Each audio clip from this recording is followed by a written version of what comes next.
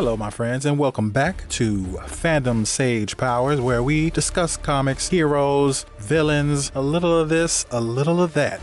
We are at part 10 of my X of Swords review, and we are going to dive into it right now. Krakoa.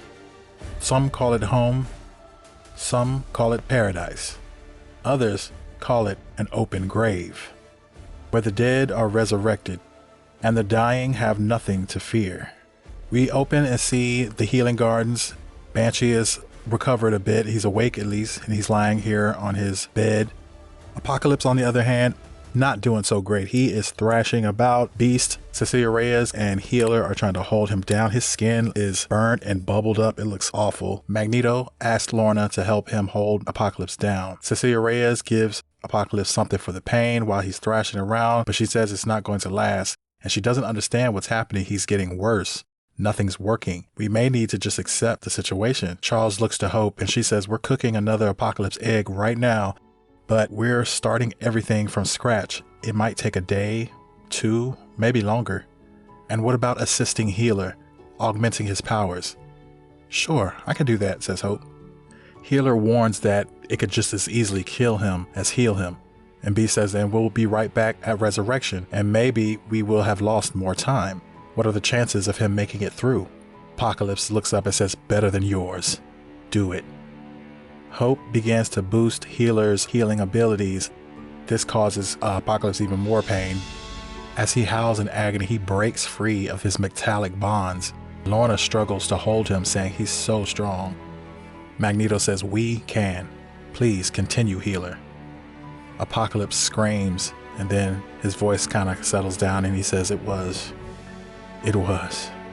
Healer says, what is he saying? Shh, listen, says Hope.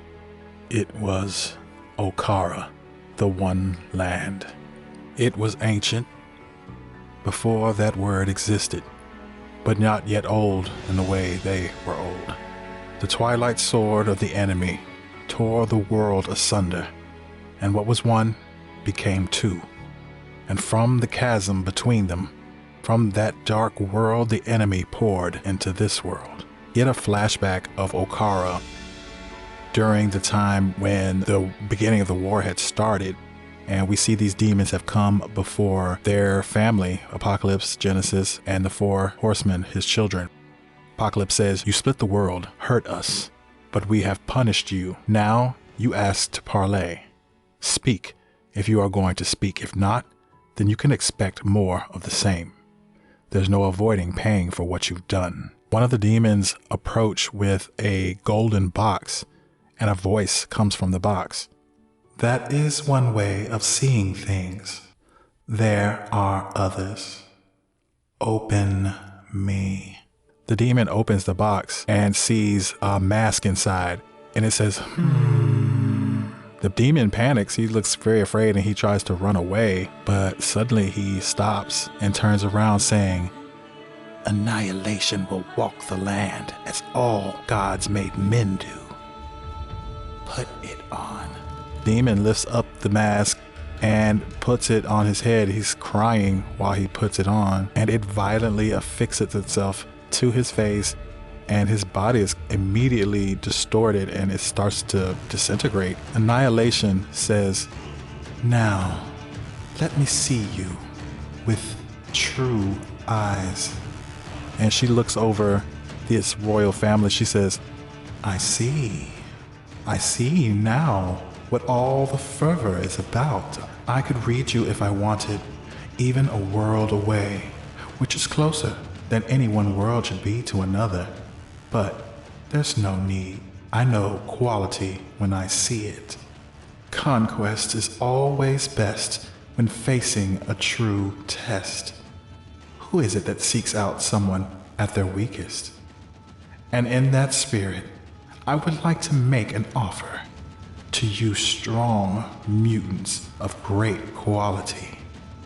So make it, says Death. If only I could simply give it to you, but generosity is nowhere to be found in my nature. Sincerity, however, is. I want you to earn it. Apocalypse starts to get up, but Genesis stops him, and she says, "They are mine." 2 demon champions have stepped forward. The green one says, "Look here, mutant. I am Hark, the stealer of souls, a paragon of death. I stole the great horn from the Tage Dual and burned the last innocent man in Ekatian alive. I will test you." The blue horn demon says, "I am Dal Damoon, the last preacher of dead religion, the last apostle of a dead maker. I stole the salvation of his believers when I took the head of their false god. I too will test you." "You call this a test? That's one way of seeing things," says Genesis, parroting Annihilation's words. "There are others." And she activates her mutant powers, causing sharp vines to burst forth from the ground, ensnaring both these demon champions and ripping them apart. "For I am Genesis, a mutant mother who finds you wanting. Now, you were saying something about having an offer for us." As Apocalypse remembers this meeting, he thinks, what words were whispered into her mind I do not know. All I remember is how much more determined she became, how much stronger she seemed. Until her sister, Iska the Unbeaten, turned. The idea of a simple end died that day. There would be no clean victory. And it broke all of us. Her most of all.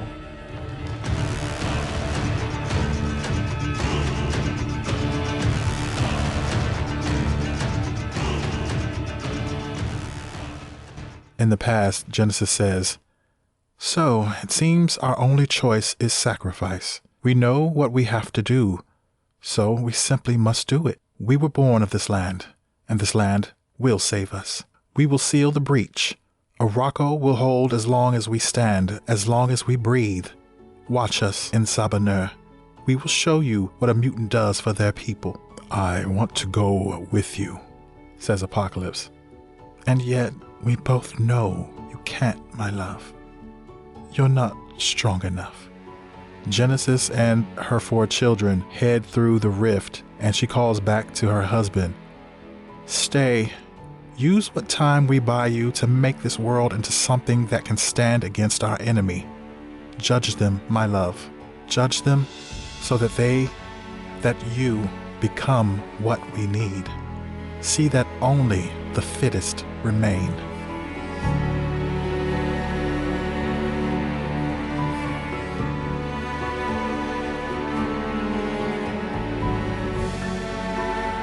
We get an info sheet about the power of annihilation and the Golden Helm of Amenth. It says Amenth is a black planet of a black death, a hellscape of demons and things of a darker origin, a chaos world of wild space that would be completely uncontrollable to the living if not for the Golden Helm of Annihilation that commands the unconquered horde of Amenth.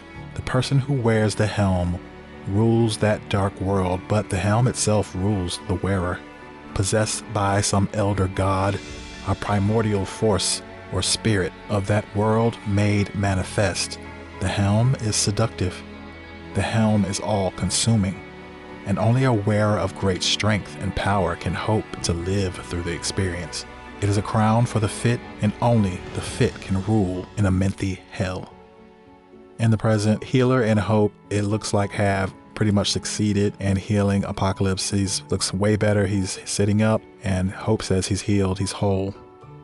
"Far from it," says Apocalypse, "but I am well enough to travel. I will return shortly." "Where are you going, Apocalypse?" says Xavier. "I need my sword." Does anybody else get a slight Gargoyles vibe, like a Goliath, Demona, my angel of the night kind of vibe going on, or is it just me? But I love that. I love that for the story. It gives Apocalypse so much more depth, and I'm really feeling for him in a way I never thought I would. So I appreciate that. We jump ahead to a desert, Western Egypt, the Libyan desert, and we see a craft flying in over the temple of the Horsemen, a pyramid with ruins around it. and the craft lands and out steps Gorgon.